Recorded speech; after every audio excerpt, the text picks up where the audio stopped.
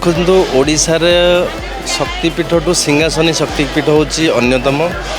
ଶୀତ ଋତୁ ଆସିଲା ମାତ୍ରେ ସତେ ଯେପରି ହାତ ଠାରି ଡାକିଲା ଭଳି ଏ ଅଞ୍ଚଳର ଏ ଘଞ୍ଚ ଜଙ୍ଗଲର ପ୍ରାକୃତିକ ପରିବେଶ ପର୍ଯ୍ୟଟକମାନଙ୍କୁ ହାତ ଠାରି ଡାକୁଛି। ଆଉ ଶୀତ ଋତୁ ଆସିଲେ ମିନ୍ସି ଏହି ପର୍ଯ୍ୟଟନ ସ୍ଥଳୀଟା ଶକ୍ତିପୀଠଟା ବହୁତ ଚଳଚଞ୍ଚଳ ହୁଅନ୍ତି। ଆମ ଓଡ଼ିଶାର କୋଣ ଅନୁକୋଣ ତଥା ରାଜ୍ୟ ବାହାରୁ ମଧ୍ୟ ବହୁତ ପର୍ଯ୍ୟଟକ ଆସି ଏ ପ୍ରାକୃତିକ ସୌନ୍ଦର୍ଯ୍ୟକୁ ବେଶ ଭଲ ଭାବେ ଉପଭୋଗ କରୁଛନ୍ତି। ତା ସାଙ୍ଗରେ ମାଆଙ୍କର ଦର୍ଶନ ସାରି ବଣଭୋଜିର ମଜା ଉଠାଉଛନ୍ତି। ବହୁତ ସ୍କୁଲ କଲେଜ ପିଲା ମଧ୍ୟ ଆସୁଛନ୍ତି। ବହୁତ ଲୋକଙ୍କର ସମାଗମ ହୋଇଥାଏ।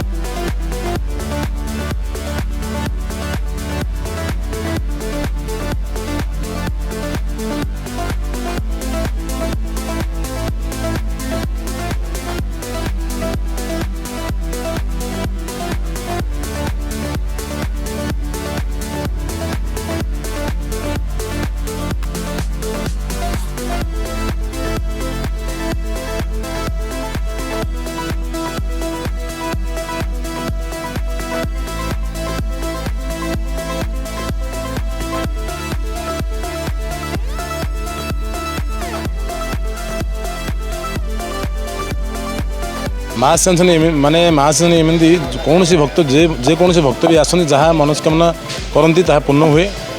आठे नवेम्बर मास ठारू फेब्रुआरी मास मार्च मास पर्यटन प्रबल भिड़ हुए। हजार हजार जनसंख्यार भिड़ हुए।